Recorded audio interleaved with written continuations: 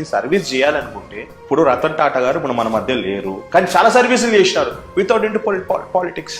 ముఖేష్ అంబానీ గారు, అనిల్ అంబానీ గారు, ఇంకా సోకాల్డ్ పెద్ద లీడర్లు, దర్ బిజినెస్ టైకాన్స్ వాళ్ళు కూడా పొలిటికల్ సర్వీస్ లేకుండానే సోషల్ సర్వీస్ చేసిర్రు. మీరెందుకు పాలిటిక్స్? ఇప్పటికీ కూడా నేను suppose right now I have 5,000 employees.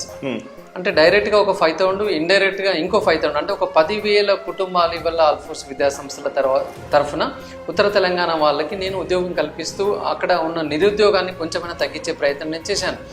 మనం ఎందుకు ఓన్లీ ఆల్ఫోర్స్ కుటుంబంలో ఉన్న నిరుద్యోగులకు తర్వాత ఎంప్లాయీస్ని చూడాలి, ఎంటైర్ తెలంగాణలో ఉన్న నిరుద్యోగులకు కూడా వీ కెన్ డూ సంథింగ్ అన్న ఆలోచనగా నేను దీనిలోకి అడుగుపెడుతున్నాను. ప్లస్ విద్యా సంస్థలు పెట్టి నేను ఇవాళ వేలాది మందికి నేను ఉచిత విద్య అందించాను. ఎంతో మంది మరి బీద కుటుంబంలో నుంచి వచ్చిన వాళ్ళకి చాలా మందికి నేను ఉచితంగా ఇచ్చేసి వాడికి ఇంజనీరింగ్ ఎక్కడో వస్తే ఐఐటీలో లేకపోతే బిట్స్లో ఎక్కడైనా ఎంబీబీఎస్ వస్తే అక్కడ దాకా మా వాళ్ళ నుంచి పంపించేసి పుస్తకాలకి కొనిచ్చినే వచ్చాను.